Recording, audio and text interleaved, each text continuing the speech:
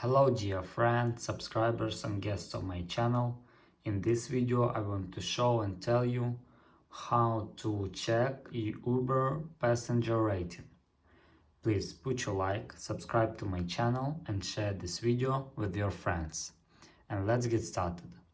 So first we need to go to Uber. After that we need to go to account.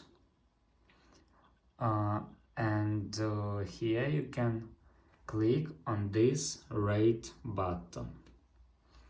After that you can scroll down and read some information. You also can go to Safari and find some information about that on Uber site. And that's all. If you enjoyed this video and found it helpful, please put your like, subscribe to my channel and share this video with your friends. Bye bye everyone, see you later.